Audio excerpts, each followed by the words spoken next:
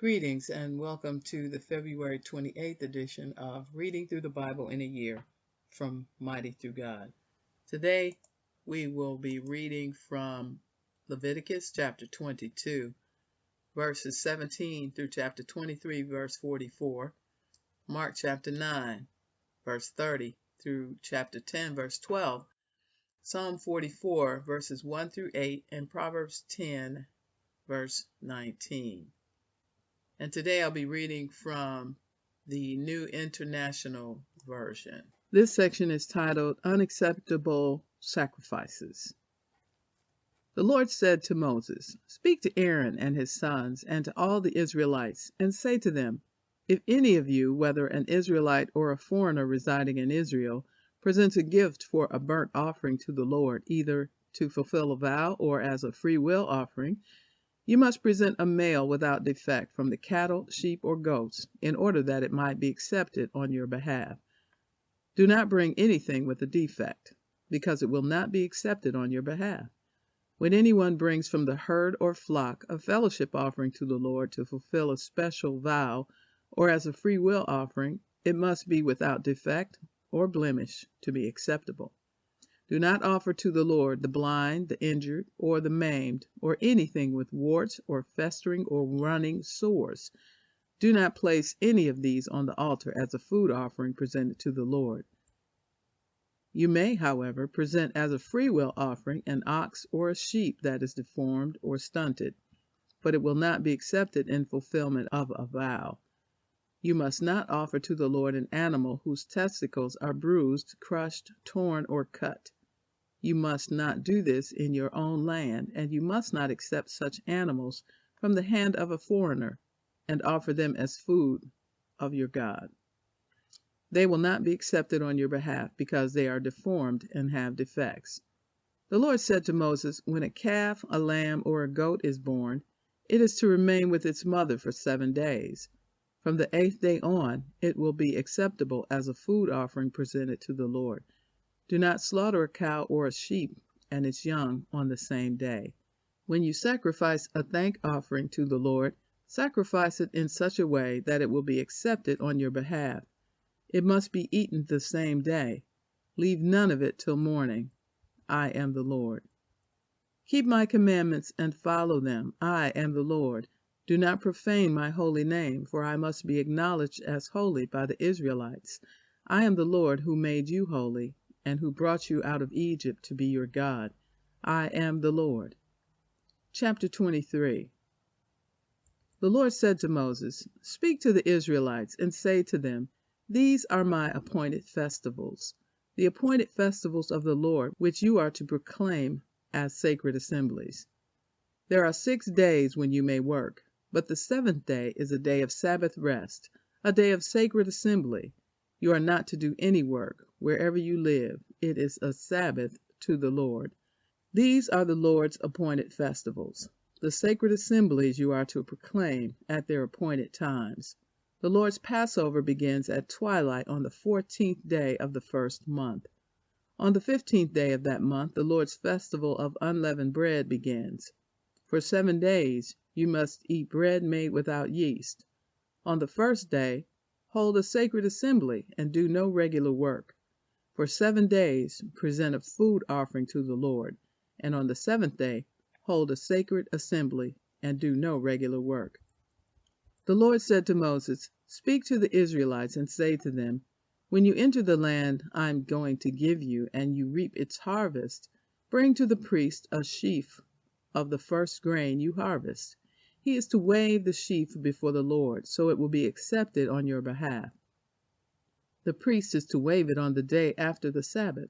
On the day you wave the sheaf, you must sacrifice as a burnt offering to the Lord a lamb a year old without defect, together with its grain offering of 2/10 of an ephah of the finest flour mixed with olive oil, a food offering presented to the Lord, a pleasing aroma, and its drink offering of 1/4 of a hin of wine.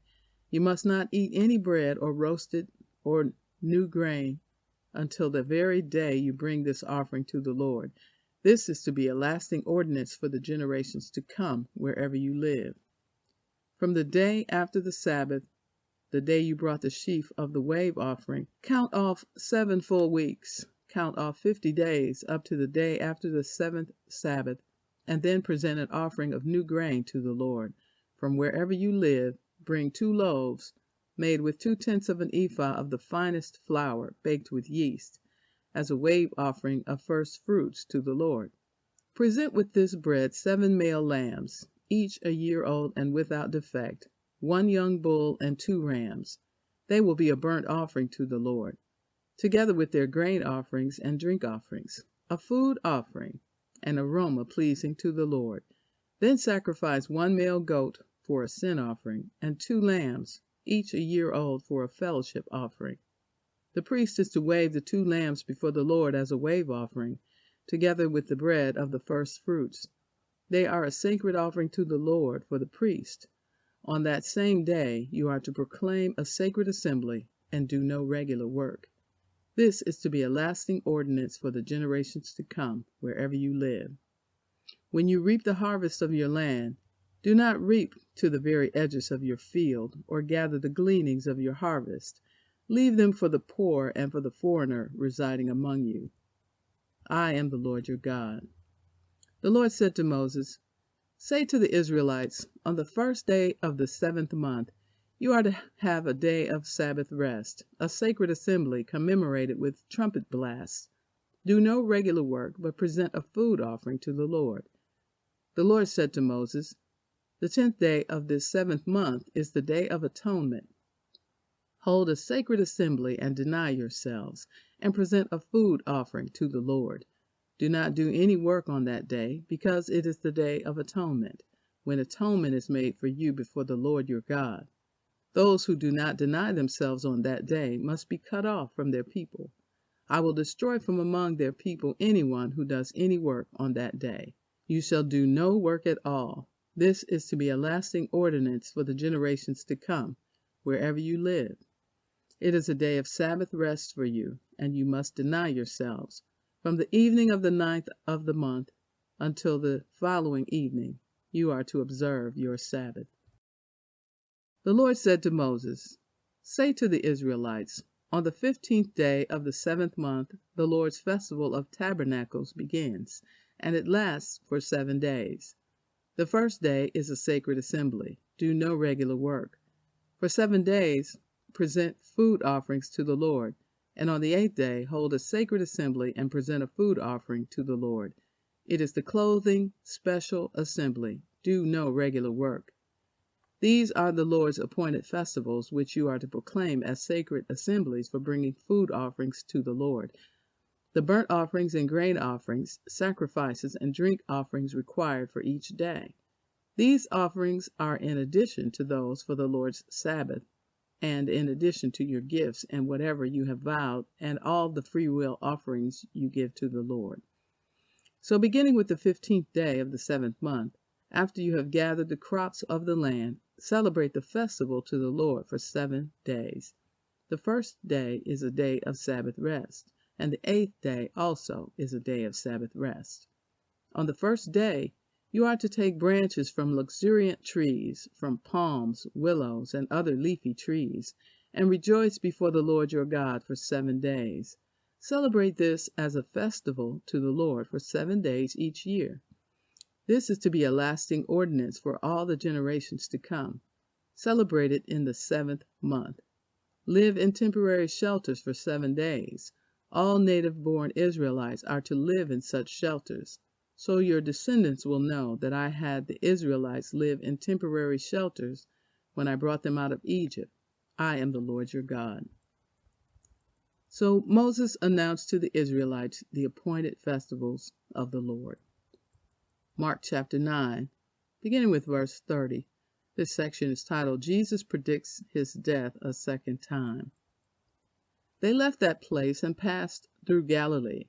Jesus did not want anyone to know where they were, because he was teaching his disciples. He said to them, "The Son of Man is going to be delivered into the hands of men. They will kill him, and after 3 days he will rise." But they did not understand what he meant, and were afraid to ask him about it. They came to Capernaum. When he was in the house, he asked them, "What were you arguing about on the road?" But they kept quiet, because on the way they had argued about who was the greatest. Sitting down, Jesus called the 12 and said, "Anyone who wants to be first must be the very last and the servant of all." He took a little child whom he placed among them. Taking the child in his arms, he said to them, "Whoever welcomes one of these little children in my name welcomes me, and whoever welcomes me does not welcome me, but the one who sent me." "Teacher," said John, "we saw someone driving out demons in your name, and we told him to stop because he was not one of us." "Do not stop him," Jesus said, "for no one who does a miracle in my name can in the next moment say anything bad about me. For whoever is not against us is for us. Truly I tell you, anyone who gives you a cup of water in my name, because you belong to the Messiah, will certainly not lose their reward. If anyone causes one of these little ones, those who believe in me, to stumble, it would be better for them if a large millstone were hung around their neck and they were thrown into the sea. If your hand causes you to stumble, cut it off. It is better for you to enter life maimed than with 2 hands to go into hell, where the fire never goes out. And if your foot causes you to stumble, cut it off. It is better for you to enter life crippled than to have 2 feet and be thrown into hell. And if your eye causes you to stumble, pluck it out, because it is better for you to enter the kingdom of God with 1 eye than to have 2 eyes and be thrown into hell, where the worms that eat them do not die, and the fire is not quenched. Everyone will be salted with fire. Salt is good, but if it loses its saltiness, how can you make it salty again? Have salt among yourselves, and be at peace with one another." Chapter 10. Jesus then left that place and went into the region of Judea and across the Jordan. Again crowds of people came to him, and as was his custom, he taught them.